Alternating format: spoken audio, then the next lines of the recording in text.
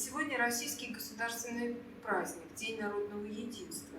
Он символически совпадает с празднованием Казанской иконы Божьей Матери. И не случайно мы сегодня оказались около знаменитого полотна заслуженного художника России, народного художника Мордовии Валентина Алексеевича Попкова «Молитва Пресвятой Богородицы». Полотно написано в 1995-1997 годах. В это время Валентин Алексеевич достиг вершины своего творчества, вершины и человеческой, и творческой зрелости. Работа находится в постоянной экспозиции Мордовского республиканского музея изобразительных искусств имени Эрзи, занимая здесь одно из центральных мест. Самое характерное, как в творчестве, так и в жизни Валентина Алексеевича, именно ему присущее, это постоянное восхождение духа художника к вершинам творчества, к совершенству, идеалу, гармонии и истине.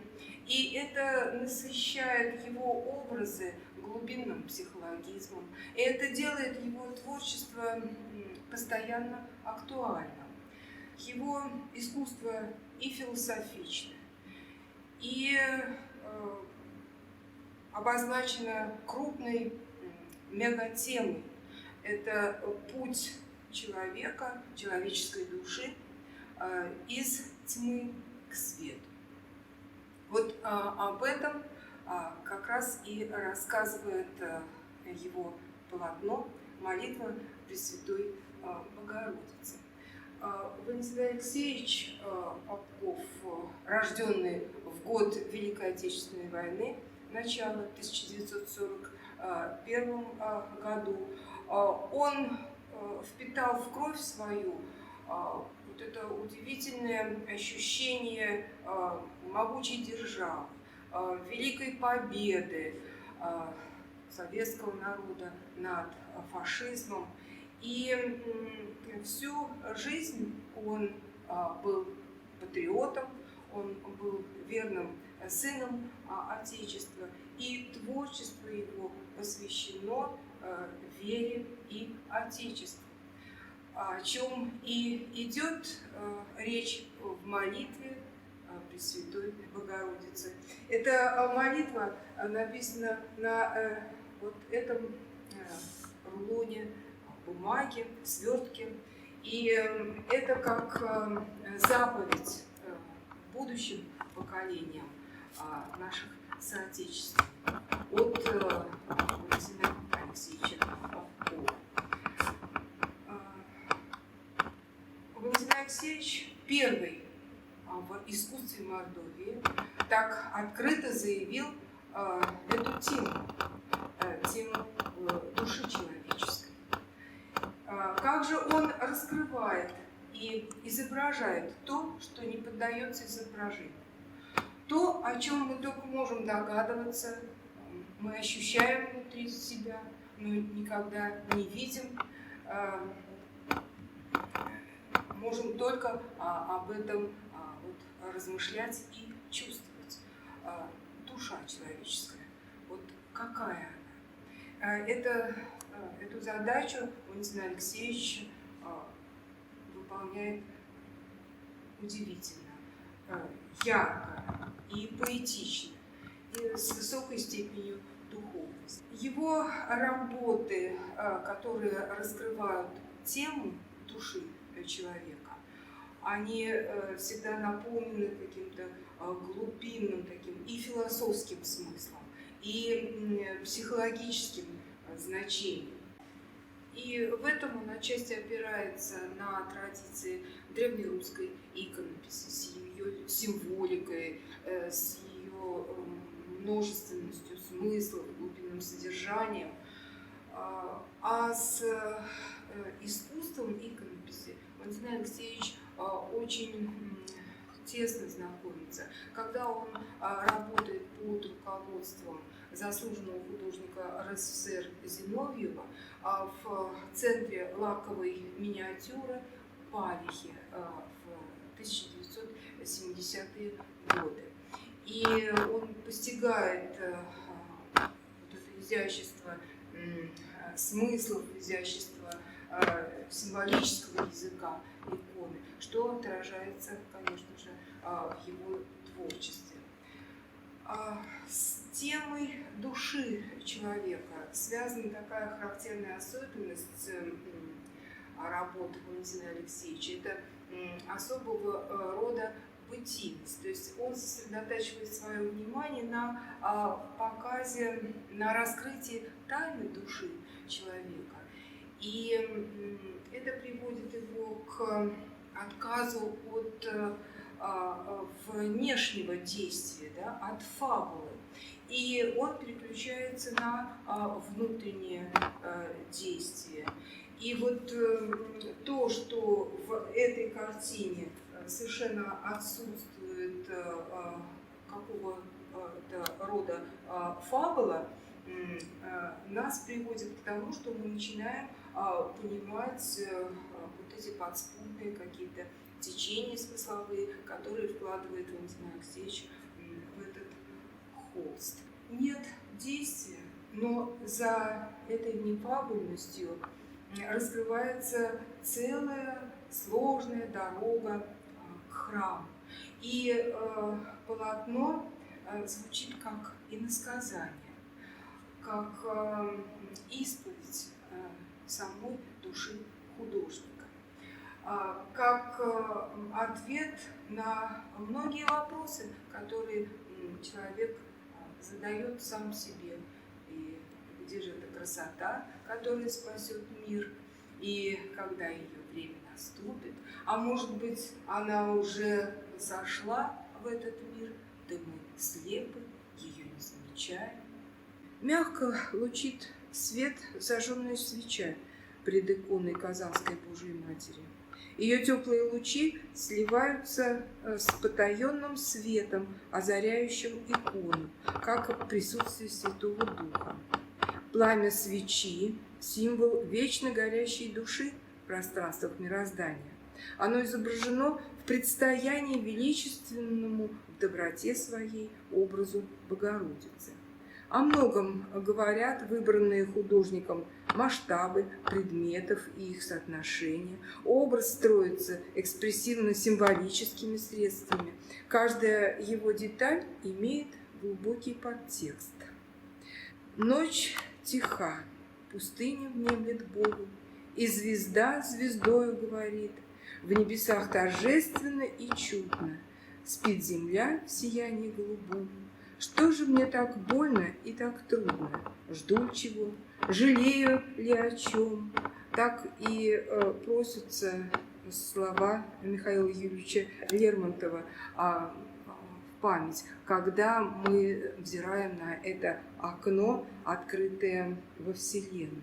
Там земля выгнулась сферой холмом и скользнула в бесконечную синеву. А на вершине холма, как на краю мироздания, возвышается белая церковь, вознесясь головой к звездному куполу неба.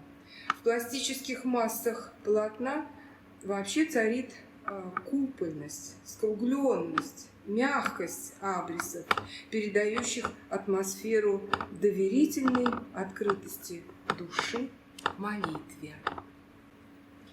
И вот обратите внимание, что абрис предметов, образов в этом полотне, он как бы стремится все время вверх, поднимается по вертикали.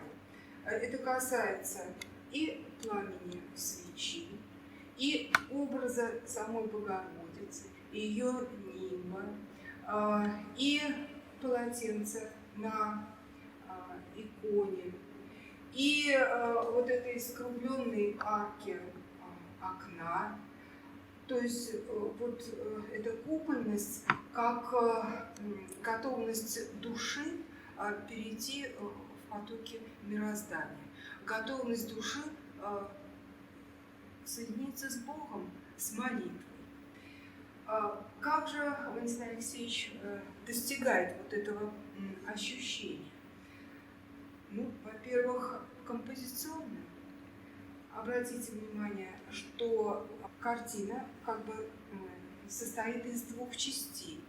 Вот эта центральная осевая композиция, она делит картину по вертикали именно на две равноценные части.